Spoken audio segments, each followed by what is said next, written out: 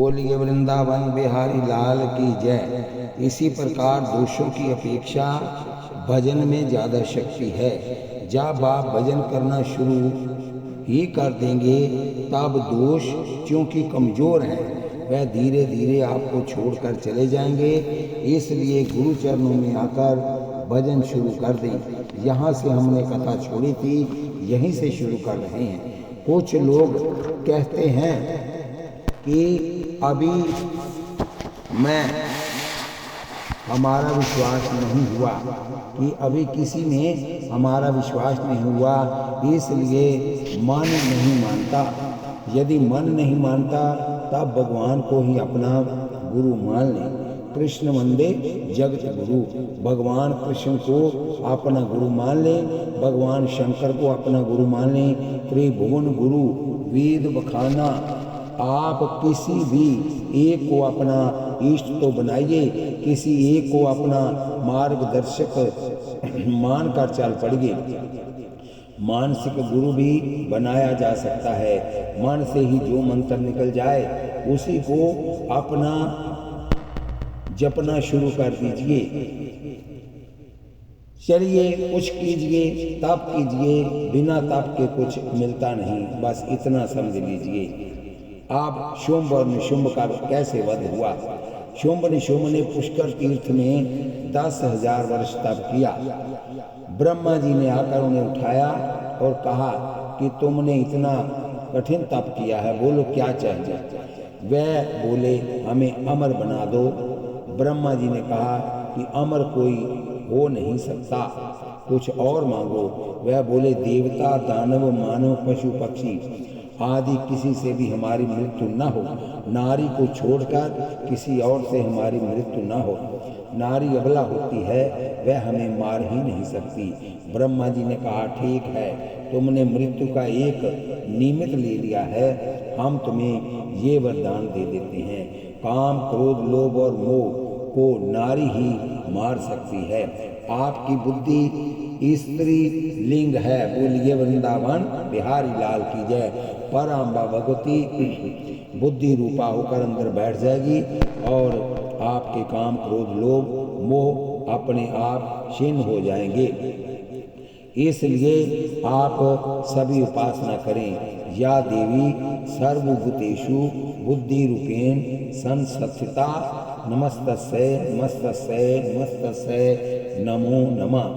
यदि बच्चों की बुद्धि कमजोर है तब उनमें यह मंत्र जपवाओ, थोड़ा कड़ा रुख अपनाओ। यदि न जपे तो कहिए कि आज तुम्हें नाश्ता नहीं मिलेगा, आज बिना नाश्ते के स्कूल जाना पड़ेगा। यदि आप ऐसा करेंगे तब बच्चा भी जपने लगेगा, और यदि वह जाप शुरू कर देंगे तब उनकी बुद्धि का विकास होगा, निश्चित रूप से होगा। इसमें संशय मत करना, बुद्धि का विकास होता है। कालिदास इतने मूर्ख थे कि जिस डाली पर बैठे थे उसी को काट रहे थे।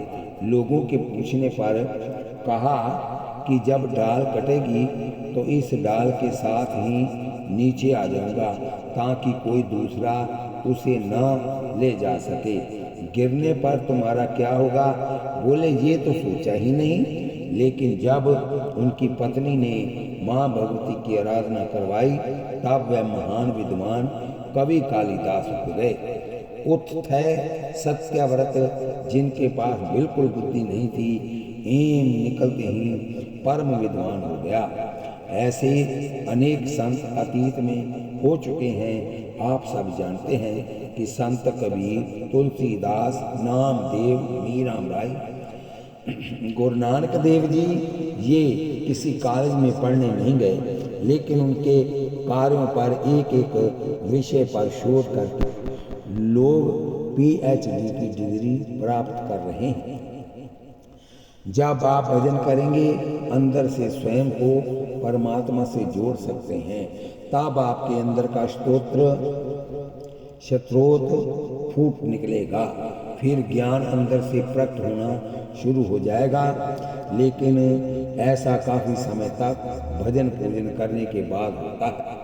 यदि आप चाहें कि आज भजन कर लें और आज ही फल मिल जाए तब बड़ा मुश्किल है, ऐसा नहीं हो सकता। शुंभ निशुंभ ने कहा कि अबला को छोड़कर और किसी के द्वारा उनकी मृत्यु न हो। ब्रह्मा जी ने तथास्तु कहा और अंतर ध्यान हो गए। इसके बाद उन्होंने सारे संसार में अत्याचार प्रारंभ कर दिया और तीनों लोकों पर विजय प्राप्त कर ली। इंद्र का सिंहासन छीन लिया। कल्प वृक्ष और कामधेनु सब पर अपना अधिकार जमा लिया। जम पर हमला किया और जमराज की पदवी छीनकर अपने अनुयायियों को दे दी। कुबेर, वरुण आदि सब पर विजय प्राप्त कर ली। स्वभाव से असुर थे, तप करके शक्ति भी प्राप्त कर ली थी। उन्हें कोई मार नहीं सकता था। यज्ञ, दान, पूजा पाठ सब बंद करवा दिए। देवता घबराकर देवगुरु बृहस्पति के पास गए और बोले, गुरुदेव, कोई यज्ञ, दान, पूजा पाठ करवाए ताकि मंत्रों की शक्ति से हम अपनी खोई हुई शक्ति प्राप्त कर सकें। उन्होंने कहा, मंत्रों के देवता तुम हो और जब तुम स्वयं ही घबरा रहे हो तब मंत्र क्या करेंगे। काल बलवान होता है और वह अपना काम करा लेता है। फिर भी शास्त्र कहते हैं कि सर्वदा प्रारब्ध के अधीन नहीं रहना चाहिए, पुरुषार्थ भी करना चाहिए।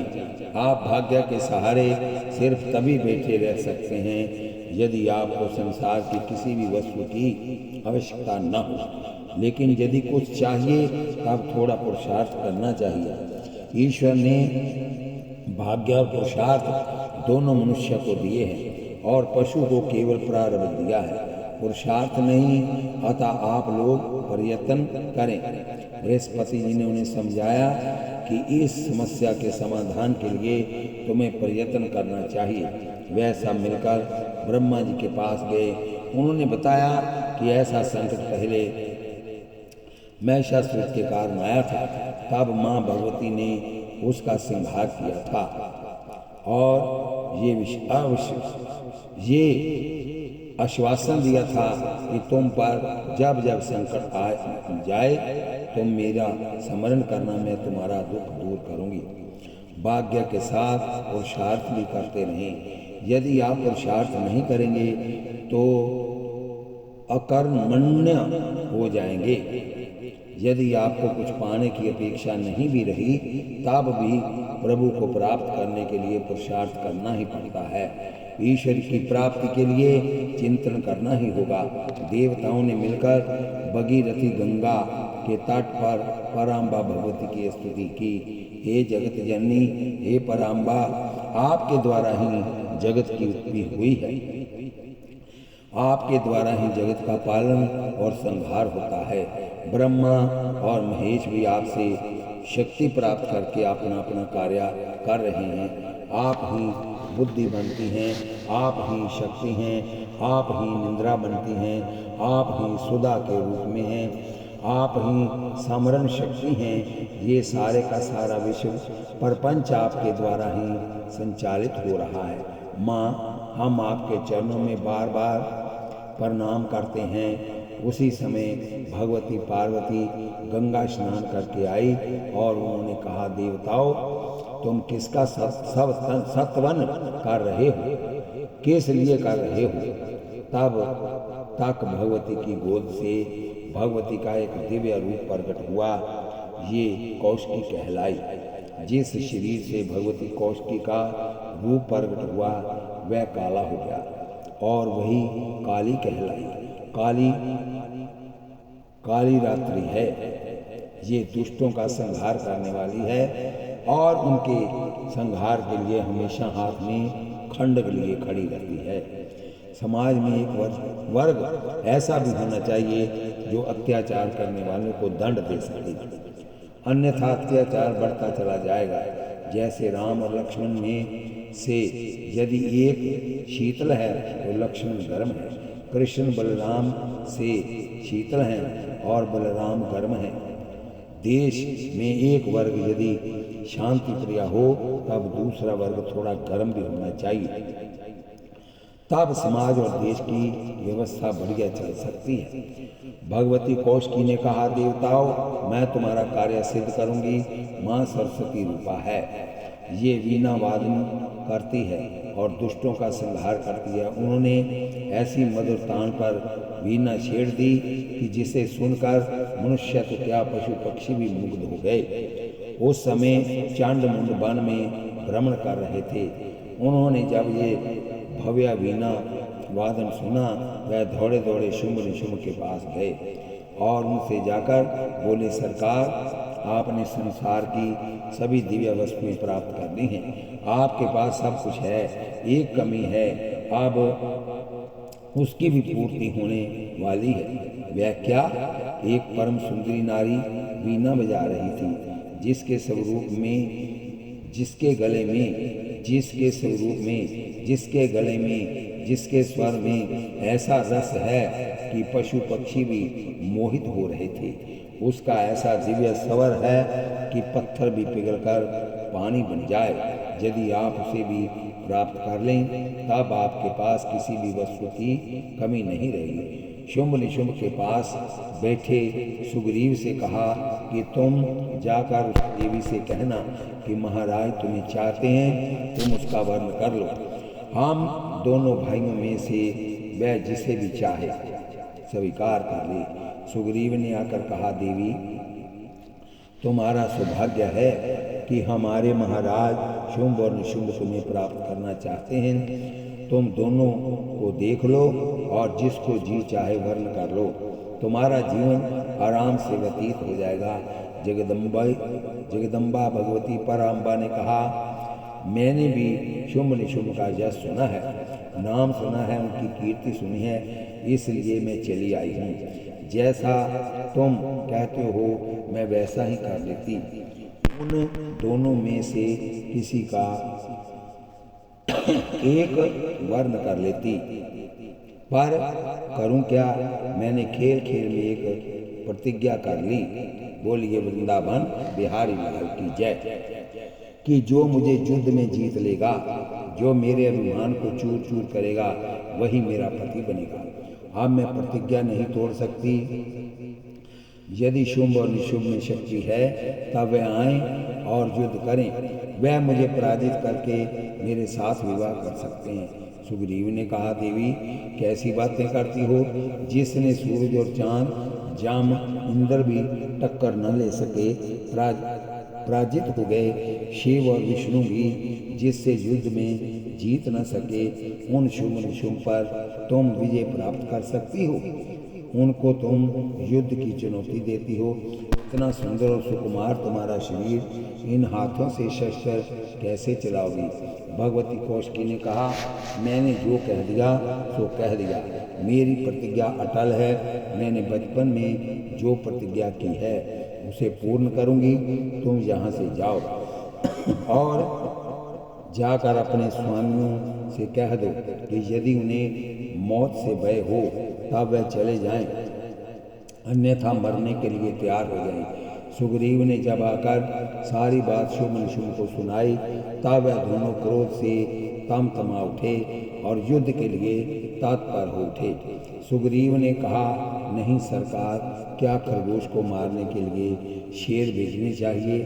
क्या मच्छर को मारने के लिए तोप चलानी चाहिए? एक महिला को पकड़कर एक सामान्य व्यक्ति भी ले आएगा। आप अपना धूम्रलोचन बहुत शक्तिशाली है, वह ले आएगा। उसके बाद चांडमुंड हैं, रक्त बीज हैं, ये सब इस कार्य को आसानी से कर लेंगे। आपको जाने की क्या आवश्यकता है? ठीक है धूम्रलोचन, तुम जाओ, शांति से जा कुछ दे दिलाकर शांति से उस नारी को ले आना। सुना है कि उसके हाथ एक काली भी है, उसे मार देना। उसके साथ एक काली भी है, उसे मार देना। लेकिन जो परम सुंदरी वीणा वादनी है, उसे ले आना। जैसे भी हो उसे ले आना। यदि देवता सहायता करने आए तब उन्हें भी समाप्त कर देना। धूम्रलोचन गया और उसने जाकर फिर वही प्रस्ताव रखा कि हमारे महाराज ऐसा ऐसा चाहते हैं। भगवती ने कहा, अरे पापी, भाग जा जहाँ से, मैं जगत जननी हूँ। मैंने अपने भक्तों की रक्षा के लिए ये सब रूप धारण किया है। मैंने एक दो नहीं, लाखों शुभ निशुभ देखे हैं और उन्हें काल के मुख में भेज दिया है। अब इसको भी समाप्त करने के लिए मैं आई हूँ। धूम्रलोचन ने कहा, यदि तुम सीधे सीधे नहीं चलोगी तब मैं बलात् तुम्हें पकड़ कर ले जाऊंगा। भगवती ने कहा, अरे तू एक जुगनू सूरज की समानता कैसे करेगा? यदि शक्ति है तो आगे बढ़। वह रथ पर सवार होकर युद्ध के लिए आया। भगवती ने अपने बाणों से उसके घोड़े मार दिए और उसके धनुष की जोड़ तोड़ दी। रथ बैठ गया। धूम्रलोचन ने भी अपने शस्त्र चलाए, लेकिन माँ के सामने उसके शस्त्रों का कोई क्या प्रभाव था? उसके पास एक लोहमय सुदृढ़ वज्र जैसा परिध था। अंत में उसने वह परिध उठाया, भगवती को मारने के लिए बढ़कर परिध भगवती की ओर से जैसे ही फेंका कि भगवती ने ऐसी हुंकार की कि धूम्रलोचन जल कर राख हो गया। शुभ निशुंभ को जब मालूम पड़ा तब उन्होंने चांडमुंड को युद्ध के लिए भेजा। तब माँ ने उन्हें भी मार दिया। चांड और मुंड को मारने के कारण भगवती का नाम चामुंडा पड़ा। इसलिए भगवती का एक नाम चामुंडा देवी भी है। यदि माँ का चामुंडा नाम से स्मरण किया जाए तब माँ समझ लेती है कि इसके शत्रुओं का नाश करना है।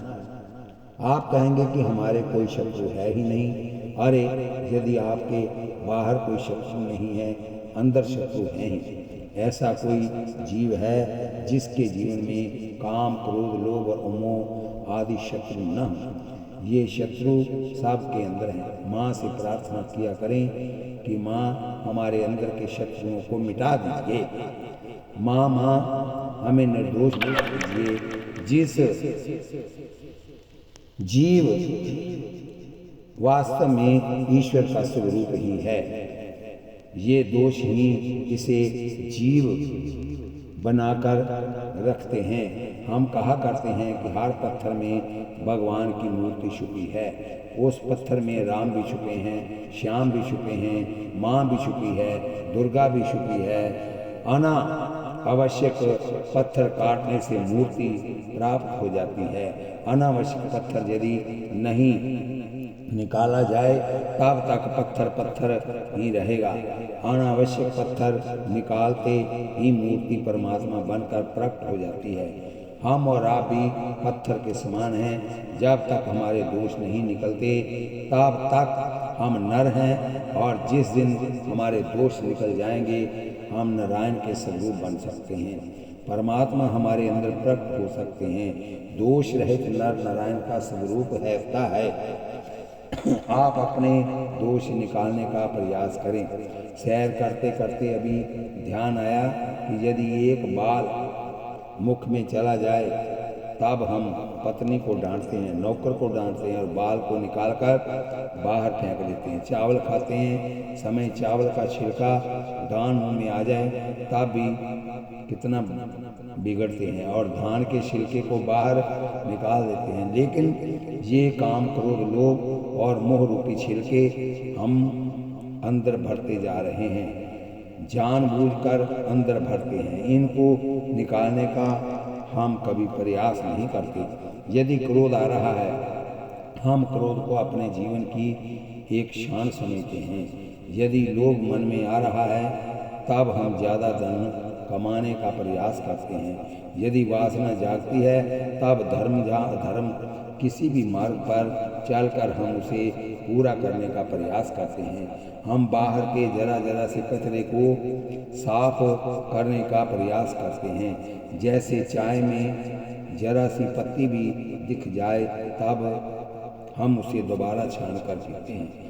आप चाय छान कर पीते हैं, दूध छान कर पीते हैं।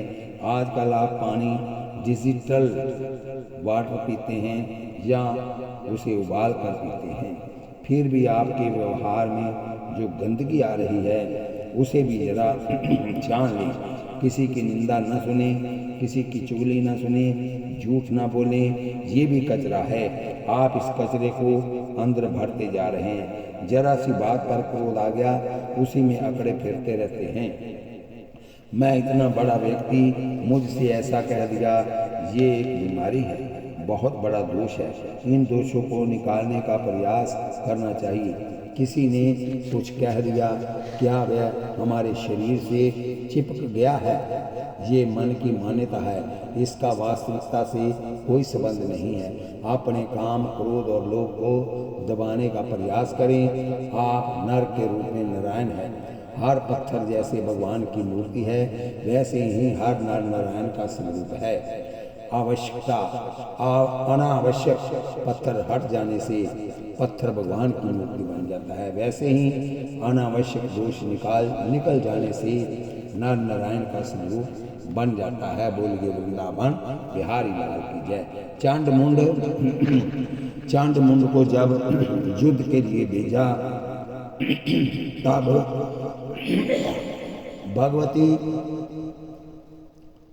तब भगवती ने कहा कि मैं साक्षी बनकर खड़ी हूँ, मेरे साथ काली है, इसी के साथ युद्ध कर लो। उन्होंने भयंकर युद्ध किया और अंत में भगवती ने दोनों को निशस्त्र करके दोनों के गले में फांस डालकर उन्हें बांध लिया और भगवती कौश की ओर ऐसे आई जैसे कोई दो खरगोश ला रहा हो। बोलिए वृंदावन बिहारी लाल की जय। उन्होंने हथों को लाकर भगवती के सामने डाल दिया और कहा कि इन्हें मार दो। भगवती कौशिकी ने कहा कि निहत्तों को मारना पाप है, पर इनको सजा अवश्य देनी है, इसलिए उन्हें यज्ञ का पशु बना दो और भावना से उन्हें यज्ञ का पशु बनाकर फिर उनका सिर काटो। उसी समय भगवती काली ने यज्ञ की भावना की और तलवार से दोनों का सिर काटकर हाथ में उठा लिया। तब भगवती ने कहा, कालिके, तुमने चांडमुंड का वध किया है, इसलिए आज से तुम्हारा नाम चामुंडा पड़ा। जो तुम्हारी पूजा करें उनके शत्रुओं का सदैव ऐसे ही नाश करना। बोलिए वृंदावन बिहारी लाल की जय। उसके बाद रक्त बीज सेना लेकर आया। उसे मारना बड़ा कठिन था, क्योंकि उसके ऊपर शस्त्र चलाने से जितने रक्त बिंदु गिरते थे उतने ही रक्त बीज पैदा होते थे। वह उसी समय जवान होकर अस्त्र शस्त्र लेकर युद्ध में कूद पड़ते थे। भगवती ने एक बाण मारा, 1000 रक्त बिंदु गिरने से 1000 रक्त बीज उठकर खड़े हो गए। 1000 रक्त बीजों को मारने की कोशिश में लाखों रक्त बीज उठकर खड़े हो गए और ये संसार रक्त बीजों से भरने लगा। तब भगवती ने समग्र देवताओं की शक्तियों का स्मरण किया। उस समय भगवान विष्णु की शक्ति वैष्णवी गरुड़ पर बैठकर सुदर्शन चक्र लेकर आई।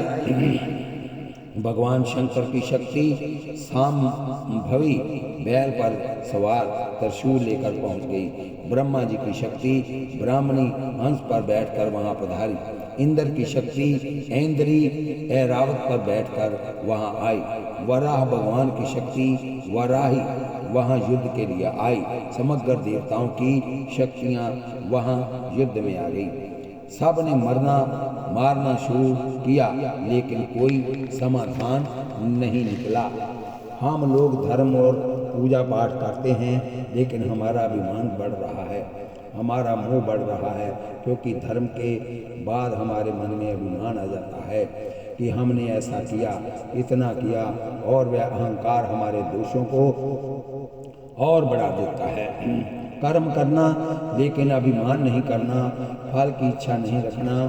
रक्त बीज को मारने के लिए उनका रक्त जमीन पर नहीं गिरना चाहिए, क्योंकि उनका रक्त जमीन पर गिरने से और रक्त बीज पैदा हो जाते हैं। आप भी कर्म करें, पर उसमें अभिमान न आने दें। यदि ये मान लिया कि ये मैंने किया है, तब आपका अभिमान और बढ़ जाएगा और वह अभिमान आपसे गलत कार्य कराएगा और नीचे ले जाएगा। अभिमान वह पत्थर की नौका है जिस पर बैठने वाला व्यक्ति नौका के साथ ही नीचे डूब जाता है।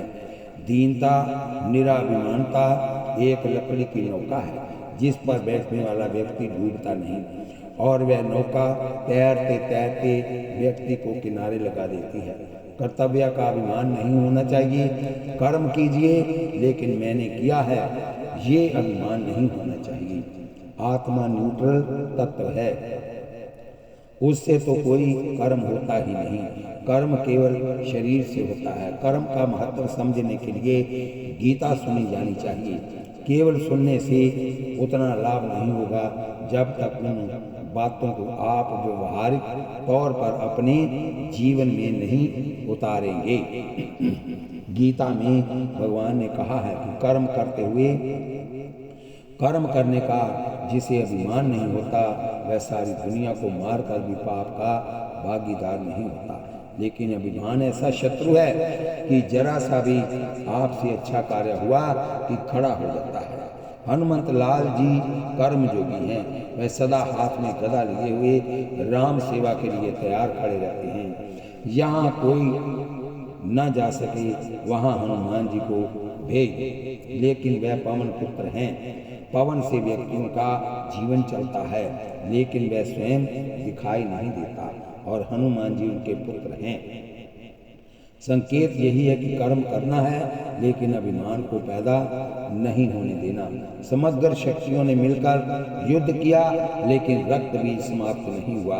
तब भगवती ने काली से कहा, कालिके तुम अपना विकराल रूप धारण करो, तुम अपना मुंह खोलो ताकि जब रक्त बीज को मारा जाए तब उसके रक्त बिंदु धरती पर गिरने से पहले तुम्हारे मुंह में चले जाएं। माँ काली ने उस युद्ध में अपनी जीभ को फैला दिया और माँ की जीभ के ऊपर वो युद्ध हुआ, और जितना खून उनका गिरा वो सारा माँ पीती चली गई।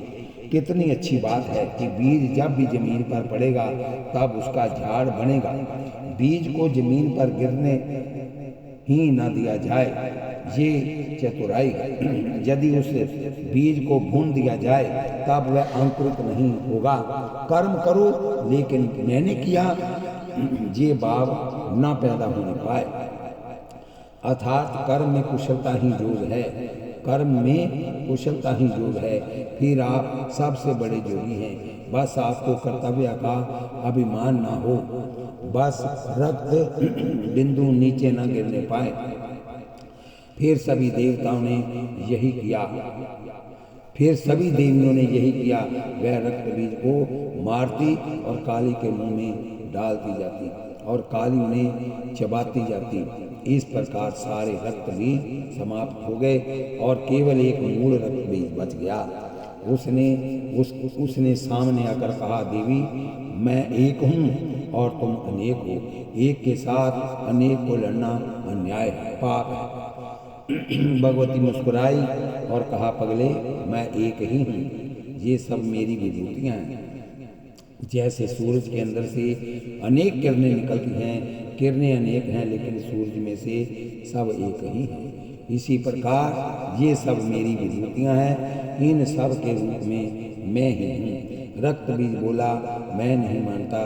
यदि तुम में शक्ति है तब अकेले ही मुझसे लड़ो। भगवती ने कहा, ठीक है। ऐसा कहकर और उन्होंने सबका आह्वान किया, और जैसे सब नदियाँ समुद्र में समा जाती हैं वैसे ही सब देवियाँ उस शक्तियाँ देखते देखते भगवती पराम्बा में लीन हो गई और भगवती अकेली खड़ी रह गई। रक्त बीज से कहा, देखो सब मुझ में लीन हो गई हैं, अब मैं बिल्कुल अकेली खड़ी हूँ। एक से अनेक और अनेक से एक हो जाना ही है सृष्टि चक्र। एक ही अनेक बनते हैं और अंत में अनेक एक में जाकर लीन हो जाते हैं। इस बात को ध्यान से समझिए। समुद्र में जल एक है लेकिन बाद में द्वारा जब वह बरसता जाता है तब बूंदें अनेक हैं, और वह सारी बूंदें मिलकर नदी में गई, नदी से फिर समुद्र में गई, फिर वह अनेक रूप अनेक बूंदें एक हो गई। या नहीं, एक से अनेक बनती हैं, फिर वह अनेक बूंदें नदी के माध्यम से समुद्र में मिलकर फिर एक हो जाती हैं। यही सृष्टि और प्रलय का चक्र है, कर्म है।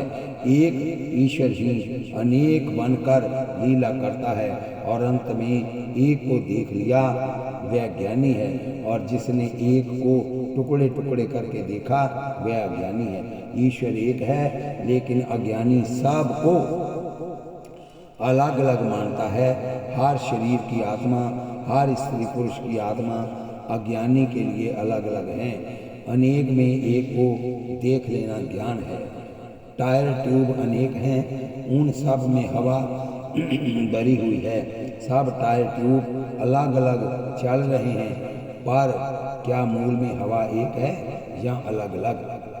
सब टायरों में एक ही हवा भरी हुई है, और जब वे टायर भ्रष्ट हो गए तब जो हवा अनेक रूपों में दिख रही थी वह फिर एक हो गई। इसी प्रकार एक से अनेक और अनेक से फिर एक हो जाना, यही सृष्टि चक्र है। यदि अनेक को अनेक ही मानते रहेंगे तब आप अज्ञानी हैं, और यदि अनेक में एक को देखने लगेंगे, सब में भगवान कृष्ण को देखिए, एक को देखिए, जिसको आप मानते हो